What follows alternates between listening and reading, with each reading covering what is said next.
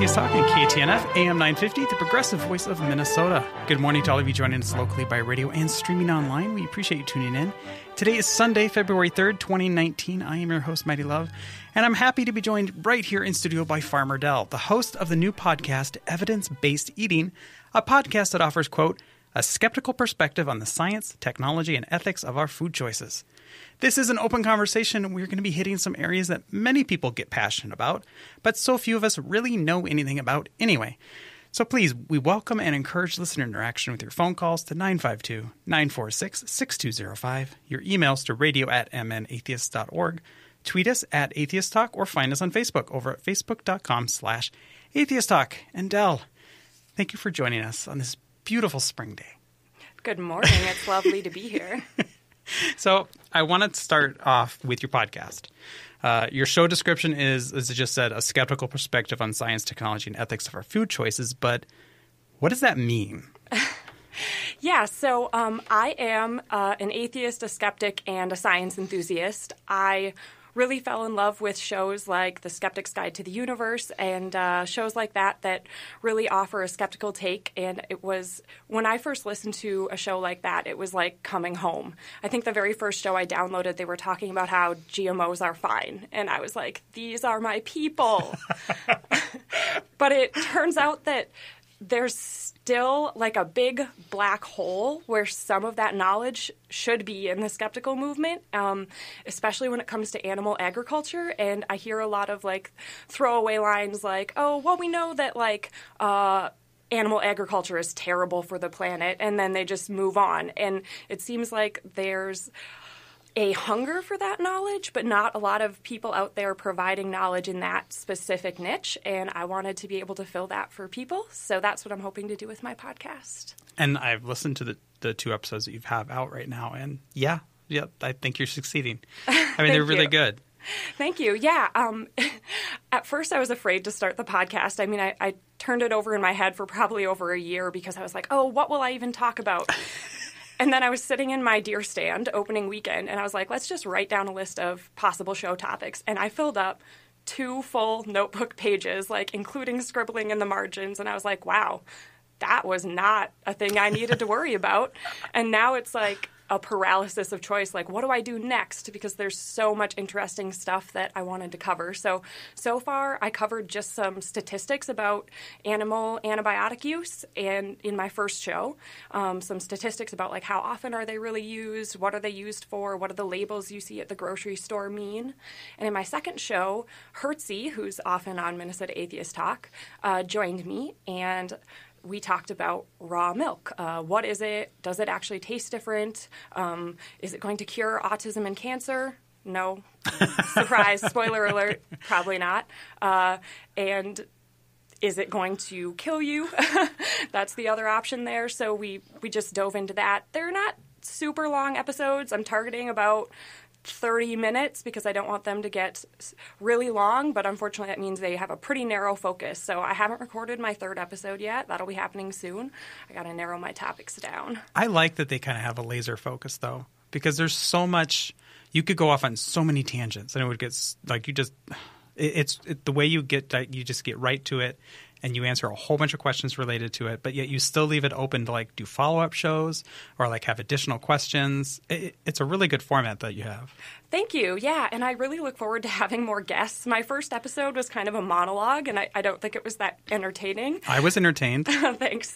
The second episode where I was talking to a guest was great, and the format that I would love to have is have guest hosts they could just be friends or they could be other content creators, but they don't have to do any work. They can just come and say, like, I have a question, and then I do a deep dive on that topic. You know, even raw milk, I'm a dairy farmer, so I know a lot about it, but I still had to do some research for that show to make sure I had my statistics right, to make sure I had sources for everything, to verify the things that I've been taught or just sort of common knowledge in the dairy industry, to verify that those are really true.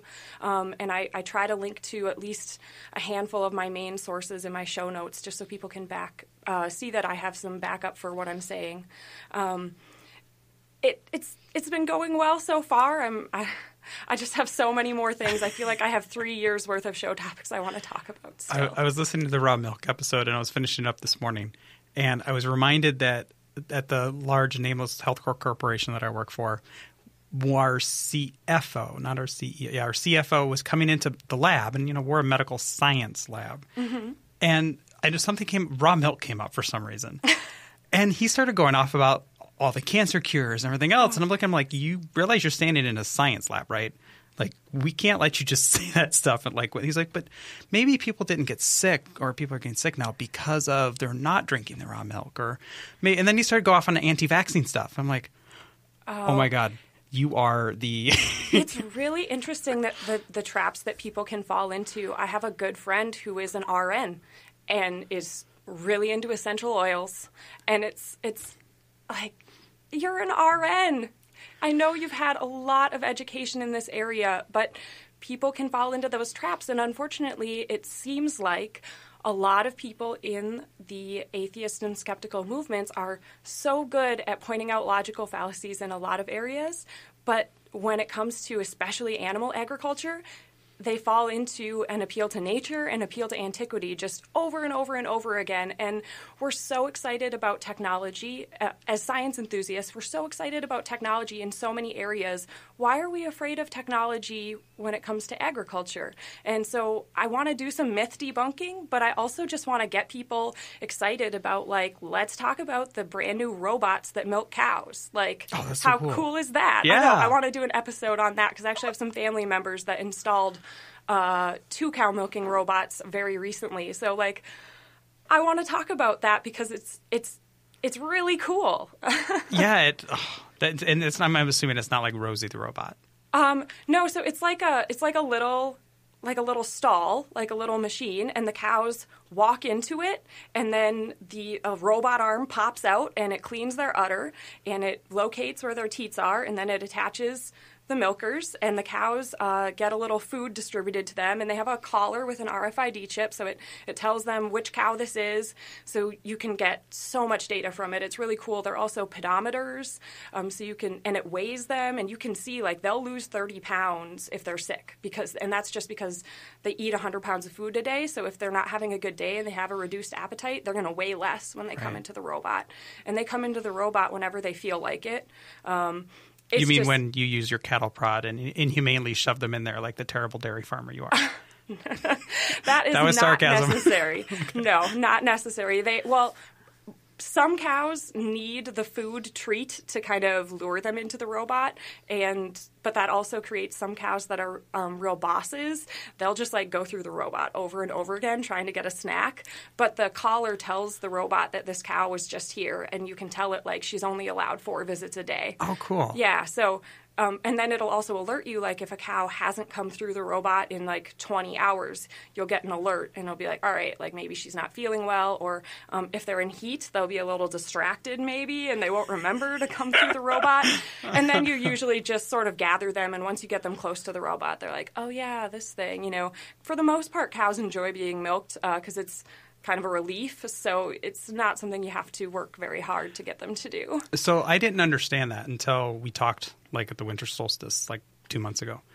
Why do you think people like myself who think they're experts in all this stuff, why do we, I have no farming experience whatsoever, and yet I thought that I knew all this stuff? Well, it's animals evoke in us most of us are pet owners. Most of us, especially if we're science enthusiasts, we think we know a lot about biology, and then we transfer some of that onto many other species of animals. And so I totally get it. We think we're animal lovers, and we are. We love our pets, but different species of animals have really different needs. I mean, think about the differences in needs and behaviors between a dog and a cat, and a dog and a cat and a human. And even those, they're all predator animals, and I think a big part of some of the difference is that cows, chickens, these are prey animals, and they have things that make dogs and cats excited make cows really frightened because their brain is all about safety. It's about routine. It's about knowing where they're at. Every species just has really different needs, and until you work with them a lot in a one-on-one environment, it just might not occur to you. And then once you sit down with a farmer and talk, even for a few minutes, I think it usually clicks for most people. So I'm I'm a city girl. I enjoy long walks in the woods of Western Washington, far away from large farm animals. What does a typical day on your farm look like? Or is there a typical day? Because I imagine like the day we had where it was negative 30 the other day is not like other days where it's like 40 and cloudy. Yeah, about half of your day is like very, very structured. You milk the cows at the same time. You try to feed the cows at the same time. You try to feed the cows the exact thing that they need. So it's all about trying to keep the cow's day as structured and as routine as possible. So you milk every 12 hours. So I milk at about 6 a.m. and 6 p.m., and that takes about an hour. So each cow will take between 5 and 10 minutes to get milked, and I can milk 12 at a time on my farm. And then you feed the cows, and then the rest of the day is just for everything else that comes up, a sick cow, or maybe today is vaccination day, stuff like that. So about half of it is very structured and routine, and the other half is, guess what, your tractor broke, so now you're going to spend 4 hours trying to figure that out. Oh. So I really enjoy it because I like problem solving, I like being my own boss, and those are some of the things that really appeal to me. And I love animals and caring for them, so that's why I love farming. I'm just now thinking, because of the skeptic angle, that like I now have to worry about all of your cows developing autism. It's just vaccines, autism. They kind of go hand in hand, right? There is, scarily, the anti-vax movement has invaded the world of pets a lot. And it has gotten into some areas of agriculture as well. It's a little scary. All right, please stay with us for the break. We'll return to Atheist Talk with Farmer Dell, host of the Evidence-Based Eating Podcast. I'm Maddy Love. You're listening to AM 950 KTNF. Welcome back to AM 950 KTNF, the progressive voice of Minnesota. You're tuned into Atheist Talk. I'm your host, Maddy Love, in studio this week with Farmer Dell, host of the Evidence-Based Eating Podcast. Atheist Talk is produced with funding from the Minnesota Atheists, Cucumber's Restaurant and Edina, Minnesota. Please consider visiting our sponsors, and if you do, let them know that you appreciate their support of Atheist Talk. If you would like to advertise in this program and help keep us on the air, please contact us at radio@mnatheist.org. Speaking of visiting our sponsors, I'm a woman of my word, and you can join myself and a whole gaggle of other folks from Minnesota Atheists at Cucumbers today for brunch after the show. We start gathering about 10:30. Just tell the cashier you're with Minnesota Atheists, and they'll point you to our table. Honestly, I really do hope to see you there. And if you're looking to contribute to a great cause and hang out with other fellow atheists, you can join the Minnesota Atheists team to raise money for childhood cancer research with a charity that wisely used the highest form of humor possible and call themselves St. Baldrick's. Counter to the name, it isn't religious. The name is a sacrilegious pun, which is just awesome. Find the link to the Minnesota Atheist team in the show notes, or navigate over to the Minnesota Atheist Facebook page to find the event there. If you're like me and you don't want to shave your head, you can still donate or even just show up for support. If you want to get involved in the conversation with Farmer Dell this morning, you can call us at 952-946-6205, email us at radio@mnatheist.org, or tweet us at Atheist Talk using our Facebook. Now, back to Dell, who will remind me again why I should buy antibiotic-free chicken, free-range asparagus, and vegan beef. Okay. Or what did you say to me the other day? Something about free-range apples, I think? Yes, free-range apples. We wouldn't want our apples in cages. Yeah, so labels on food are really, really interesting. And the unfortunate truth is almost any label on a piece of meat or even a piece of food is probably not contributing to the thing that you wish you were contributing to, if that makes any sense. So on my episode about antibiotics, I talked about how the label antibiotic-free, it might just mean that this particular meat has no antibiotics in it, which is actually true of all meat and dairy products. They actually have a whole testing regime to make sure that there are no antibiotics in your meat or milk, and that's because once you treat an animal, you have a waiting period before you can sell that animal, and there's penalties attached if you do sell that milk or sell the animal for food. So it might just mean nothing. It might just mean that meat is just like the meat sitting next to it that doesn't have that label but is $1 cheaper. Or there may be a label that means this animal never had antibiotics in their life whatsoever. Well, what that means is, generally speaking, on an organic farm or a farm that is trying to sell meat with that label on it, if an animal does get sick, they're not supposed to withhold treatment because that would be cruel. They're supposed to treat the animal and then just sell them under the cheaper label. So it's not that you're actually contributing to less antibiotic use. It's just that this animal was lucky enough to have never needed antibiotics very badly in their life, and the same farm was selling animals under the label antibiotic-free for its entire lifetime and just regular $1 cheaper. So the labels are confusing because they don't always mean what they appear to mean, and not actually very helpful once you actually dig under the surface. It sounds like that, like the farmer has to sell it for more. Because I would imagine that, like, if I have 100 animals of whatever type, but like I have to end up kicking 25 of them off to like the label that isn't labeled antibiotic free, like the store brand label, right? Like I still need to make my money back, like because I'm selling those now at cheaper. I feel like the farmers actually are now at that point, like once you've made that decision, like you're kind of stuck with it. Yeah. So because farmers themselves usually don't do any of the further processing, the whole farm has to be under an antibiotic-free certification or not. And then it usually means that if they have to treat the animal, they'll actually sell them to the neighbor down the road, or maybe they actually own 2 separate premises, because trying to individually split animals one way or the other doesn't really work. So it kind of has to be like the whole operation is one way or the whole operation is another way. So if you just run a conventional farm, even if 80% of my cows have never had antibiotics, all my stuff just goes under the conventional label. Because but you could have a farm next door that is your farm, separated just by a chain link fence or whatever.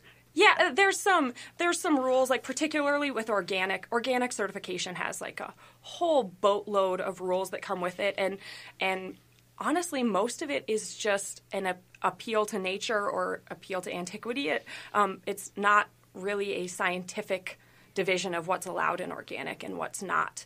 And there are sometimes rules about like buffer zones or barriers, especially when it comes to crops. There's buffer zones that need to be planted around them and stuff so that you can't just get drift of conventional pesticides into your organic crops and stuff like that. But yeah, a lot of organic farms work with like a neighbor. And so like as soon as they have to treat a cow, they have a known neighbor that they will sell that cow to. Or if you're big enough, you can have multiple premises. But yeah, you need to have sort of a provenance of the animal their whole life if you want to sell them under the higher price labels. So there's only like 3 minutes left in this segment. And I want to ask you about the organic label. Yeah. But like I said, you only have like 3 minutes for the end of the segment. What is the most common misconception that you hear about organic farming? Oh, I think that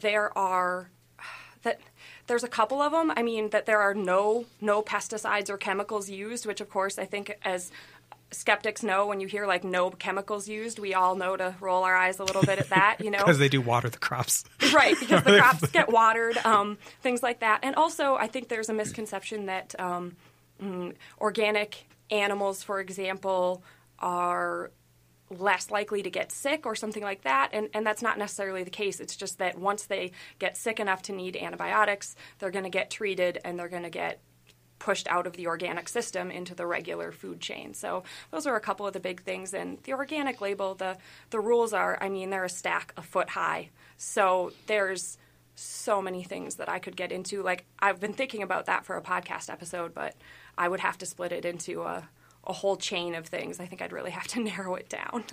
Do you think would you be able to sell your milk as all natural?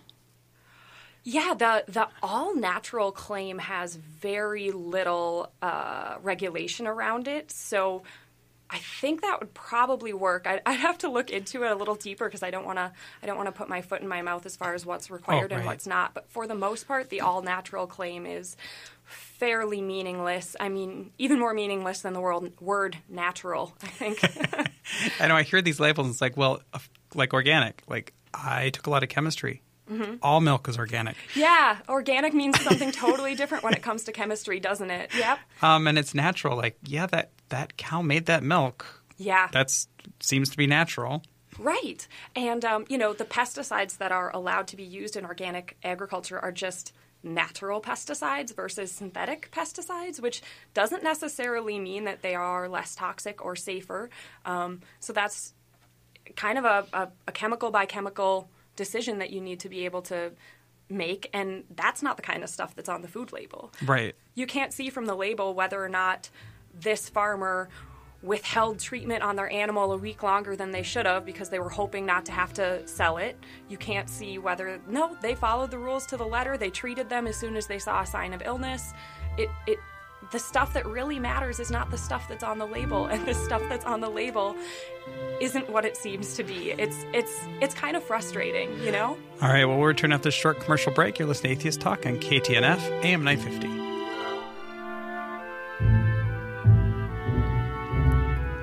Thank you for tuning in to Atheist Talk on AM 950 KTNF. I'm your host, Maddy Love, in studio with Farmer Dell, who produces the Evidence-Based Eating Podcast.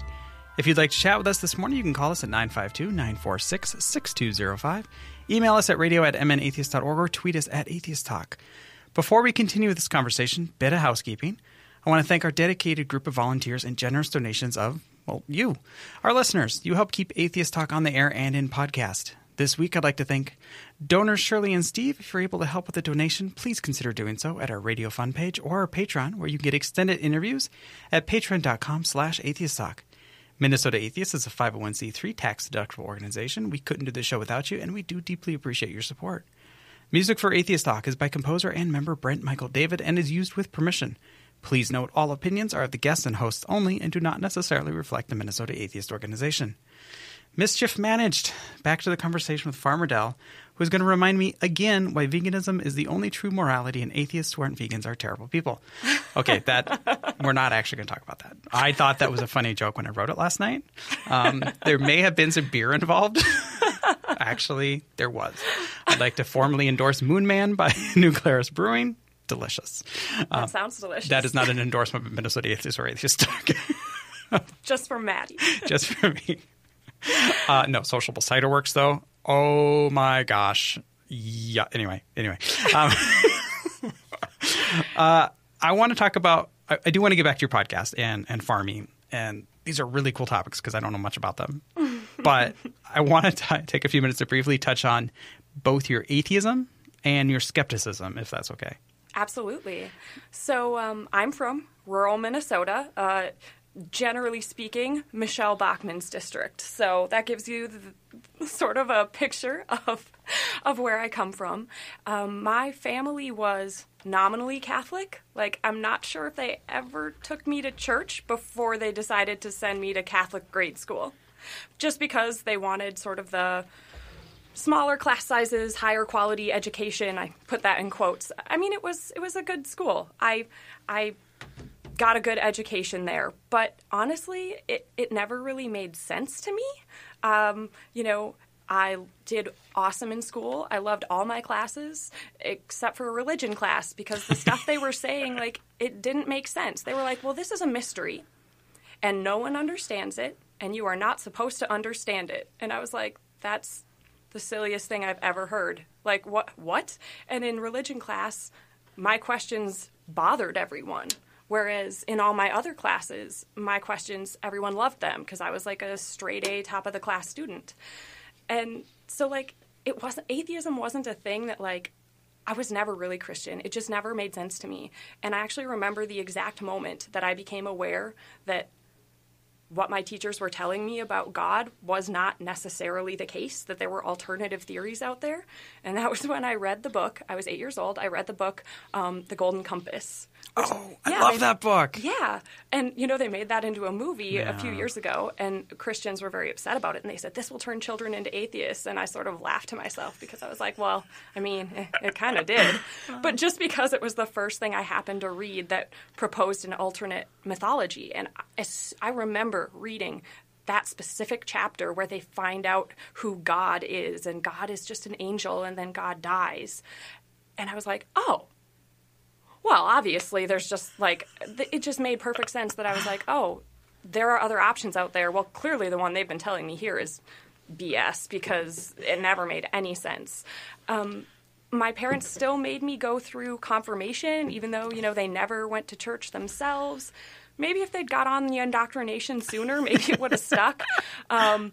So, there were some fights over that because I was, by the time I was, Catholics get confirmed when they're 15. By that time, I was pretty sure of my identity. And I remember we had to write a letter to the priest saying that we sincerely wanted to be confirmed. And we weren't just doing it because our parents made us. And I was like, all right, guys.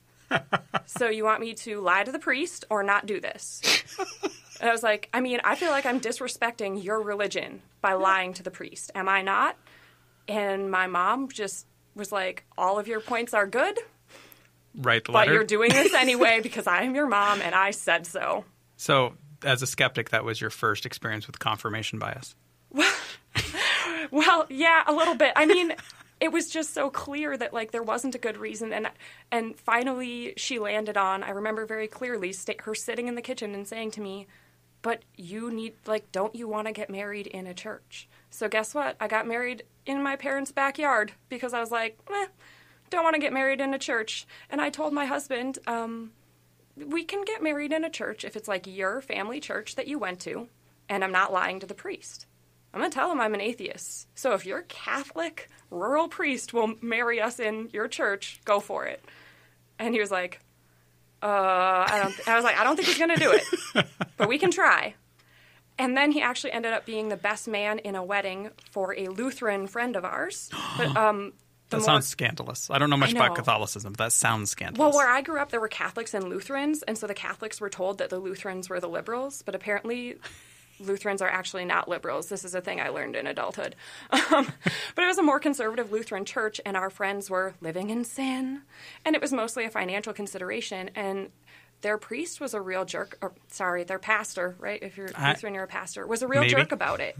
And my husband was like, this is all really silly. Eric has given us a thumbs up that, yes, it is a pastor. Yeah, I was raised Lutheran. Yes, the pastor.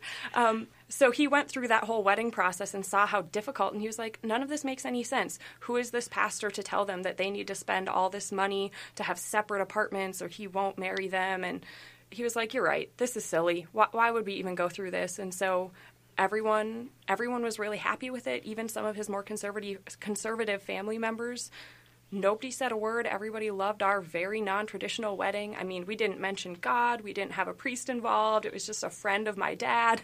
So it was a great time. But so for me, like, becoming an atheist, I sort of always was an atheist, and it's a big part of my identity just because that's how my brain works.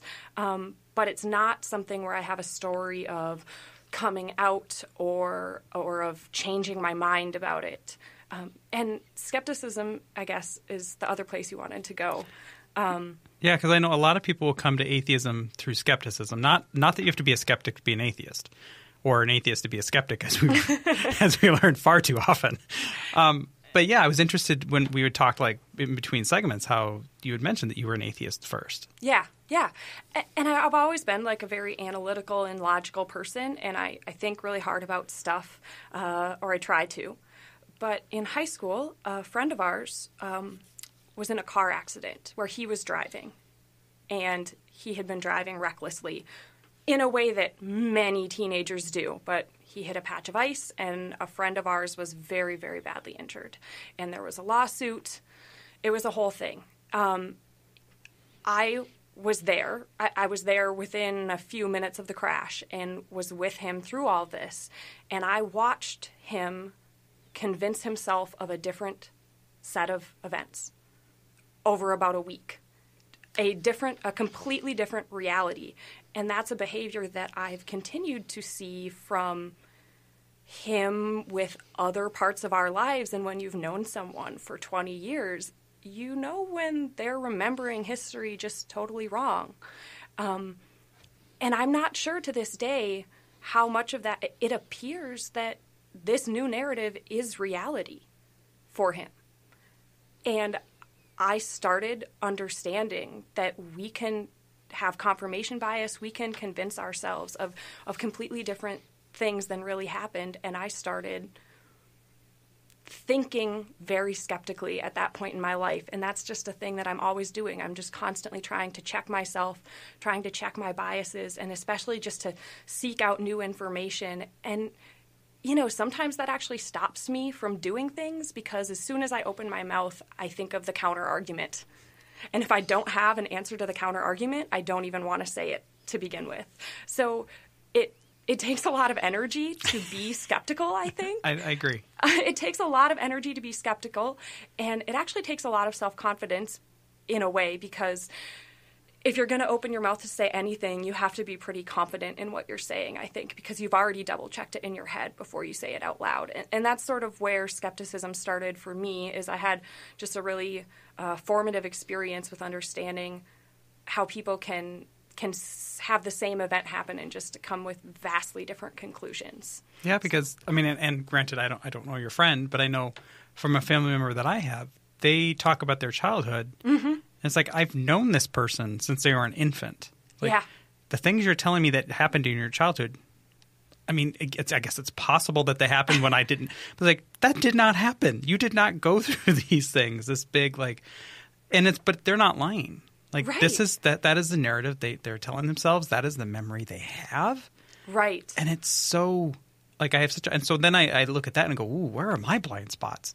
How much of my memory that I have about X, Y, or Z is like really happened and really didn't?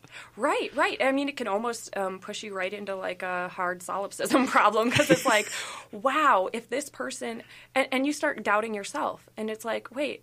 And then you, like, check with other people, and you're like, no, we've got 7 people here. We were all there. We all know what happened. Right. And it's just really interesting to watch then. I don't know, maybe that was a behavior or something that person was already prone to ahead of time. I don't recall it specifically being a big deal, but now I see it in little things that they do all the time.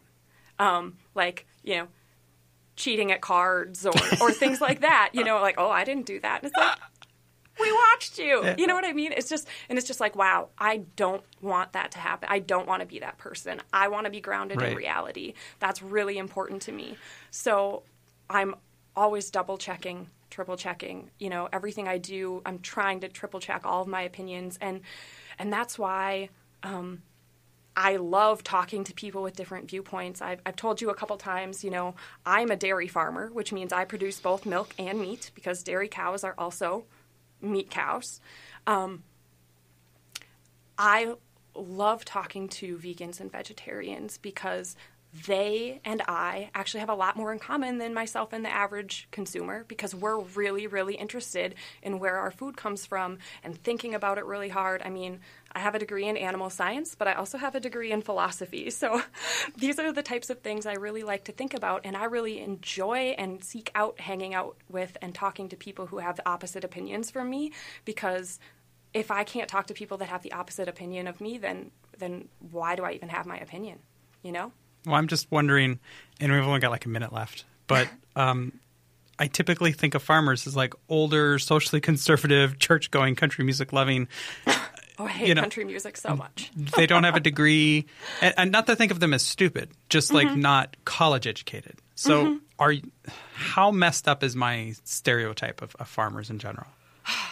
I mean, it certainly exists. I mean, there was a clan of Hicks in my high school, and they were somewhat farmers, but also just people who live rurally and sort of identify that way. And then there's plenty of farmers like me who have very open minds, and especially in Minnesota, there's a really strong tradition of rural Democrats and of Democratic farmers. And in fact, I think probably the majority of farms that I worked on in my life were solidly blue, voting Democratically most of their lives, which is a little different in a red state, but particularly here in Minnesota, there's actually a really strong base of liberal-leaning farmers. Is that why it's called a DFL? Mm-hmm. We'll return to our guest, Farmer Dell, after this short commercial break. Please stay with us. I'm Maddy Love, and you're listening to Atheist Talk on KTNF AM 950.